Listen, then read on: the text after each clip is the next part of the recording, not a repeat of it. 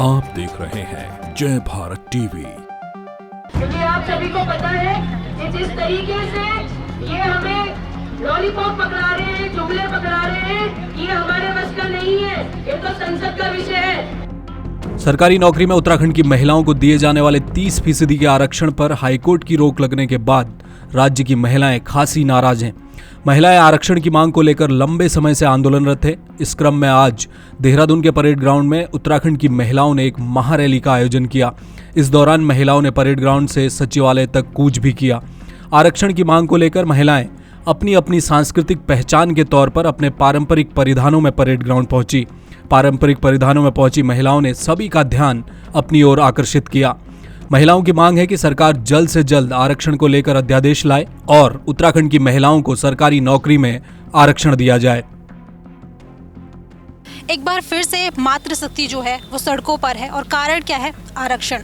जो high court द्वारा महिलाओं को दिया जाने वाला 30% आरक्षण उत्तराखंड के लिए जो हाई कोर्ट ने हटा दिया था, अब उसके खिलाफ महिलाएं लड़ रही है, उनको पाने के लिए लड़ रही है। और हम जानते हैं कि महिलाएं क्या चाहती है और क्या उनके मन में है। आइए हम उनसे जानते हैं।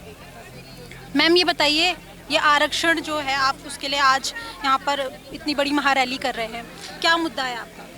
मैम एक्चुअली ना हमें उत्तराखंड की गर्ल्स को 30% रिजर्वेशन मिलता है इन उत्तराखंड के exam like PCS, lower PCS और उससे भी जो लोअर ग्रुप C के एग्ज़ाम होते हैं। बट रिसेंटली एक बाहर की लड़की ने आकर वो रिट डाल दी कि यहाँ की कॉमन होना चाहिए reservation, not only for Uttarakhand girls. और हम अपने गर्ल्स को, हमारी लड़कियाँ पहाड़ी क्षेत्रों से पढ़ती है, मतलब 12th ग्रेजुएशन सब वहीं करती है, फिर यहाँ कॉम्पीट कर रहे हैं। क्या उनका मुकाबला उन लड़कियों से हो सकता है जो मॉडर्न स्कूल में पढ़ती हैं और कॉन्वेंट स्कूल में? बिल्कुल भी नहीं। तो हमारा आरक्षण बचना बहुत ज़रूरी है और उसके लिए आज हम रैली कर रहे हैं, जिससे हम जीत कर ही रहेंगे। कहाँ जाने वाले हैं मैम?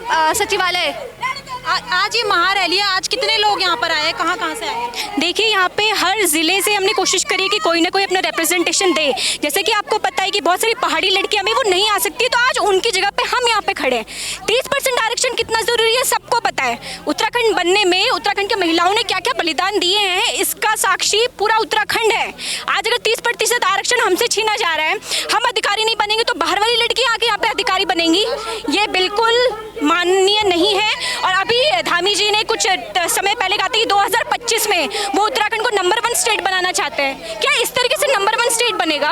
ये प्रश्न करते हैं। आज हम अपने हक के लिए यहाँ पे खड़े हैं और सिर्फ हम ही नहीं, उत्तराखंड के हमारे सभी भाई, हमारी सभी मातृगण यहाँ पे खड़ी हैं और हम अपना आरक्षण लेके रहेंगे। और धामी सरकार जी से कहते हैं जितनी जल्दी अध्यादेश ला सकते हैं कृपया उसे लेके आए। कितना ज़रूरी है मैम आरक्षण आपके लिए? आप देखिए ना, आरक्षण उन्हें दिया जाता है जो सशक्त नहीं है।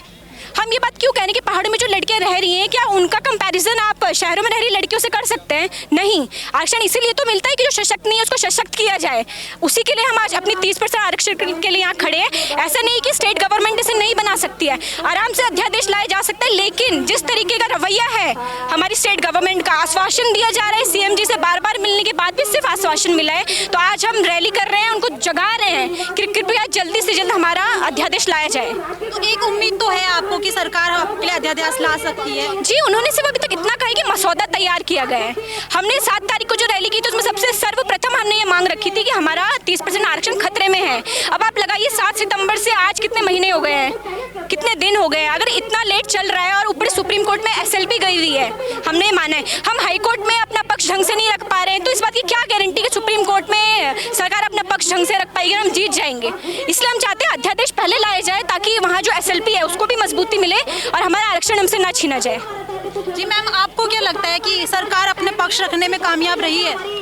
जी देखिए, हम लोग जो है पिछले 4 महीने से ये दबाव डाल रहे हैं कि सरकार लड़कियों को, उत्तराखंड की जो बेटियां हैं उनका 30% क्षैतिज आरक्षण के लिए कोई ठोस कदम उठाए। क्योंकि आपको पता होगा जो उत्तराखंड है सन 1994 में ये जितने भी हमारे आंदोलनकारी हैं उनके बलिदान पे ही बना है।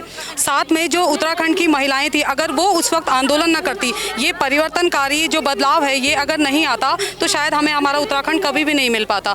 तो पिछले 4 महीने से हम लोग सरकार पे दबाव तो बना रहे हैं, लेकिन हमें कहीं पे भी धरातल पे ये सारी चीज़ें नहीं दिखाई दे रही हैं। तो अब समय आ गया है कि सरकार को हम लोगों के लिए, उत्तराखंड की महिलाओं के लिए एक ठोस कदम उठाना पड़ेगा। अन्यथा जितनी भी आज महिलाएं सड़कों पे उतरी हुई हैं, प्रत्येक जिले से यहाँ पे महिलाएं जुटी हुई हैं, उन्हें एक बहुत बड़ा आंदोलन करने के लिए मजबूर होना पड़ेगा। मैम ये बताइए कितना ज़रूरी होता है आरक्षण महिलाओं के लिए? जी, असल में क्या है, आरक्षण उन लोगों को दिया जाता है जिन लोगों का उतना ज़्यादा विकास नहीं हो पाता है। और आपको पता होगा उत्तराखंड मैदानी कितना प्रतिशत है और पहाड़ी कितना प्रतिशत है। आज भी उत्तराखंड में कई बेटियां ऐसी भी हैं, मैं स्वयं रुद्रप्रयाग के गांव से आती हूं।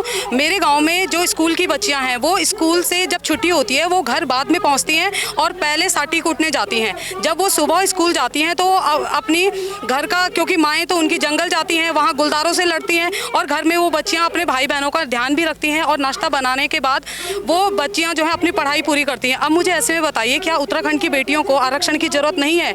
जो अन्य राज्य की लड़कियां हैं वो स्वयं तो बड़े बड़े दिल्ली एनसीआर की लाइब्रेरीज में बैठ के पढ़ाई कर रही हैं, लेकिन आप मुझे बताइए कि जो लड़की बद्रीनाथ में, माणा मैया, धारचूला बॉर्डर में बैठ के पढ़ाई कर रही है, वो लड़की उन बेटियों के साथ कैसे कम्पीट कर पाएगी? तो उत्तराखंड की महिलाओं का आरक्षण बचना बहुत ज़रूरी है। अगर आज ये आरक्षण नहीं बचा तो आने वाली पीढ़ियों के लिए बहुत ही ज़्यादा नुकसान होगा। मैम आपकी मांग क्या है आरक्षण को लेकर? आरक्षण को लेकर हमारी ये मांग है कि सरकार जल्द से जल्द हमारे लिए एक ठोस नीति बनाए, एक ऐसा कदम उठाए जिससे उत्तराखंड की महिलाओं का आरक्षण सुनिश्चित हो सके।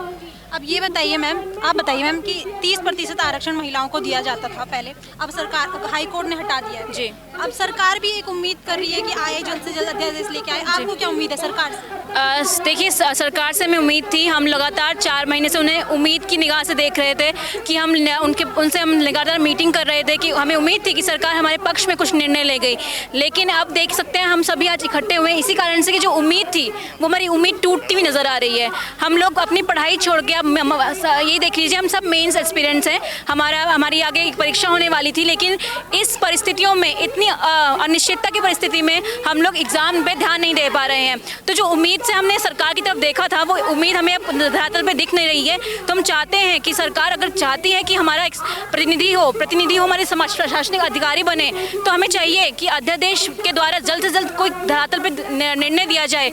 हम जो अध्यादेश कह रहे हैं, अखबारों में न्यूज़ आ रही है 3 महीने से, वो हमें ऑन ग्राउंड चाहिए। वास्तविकता में क्या हो रहा है वो हम सभी जान रहे हैं, लेकिन हमें चाहिए कि वो अध्यादेश या जो आरक्षण की सुनिश्चितता है वो हमारी पूरी की जाए।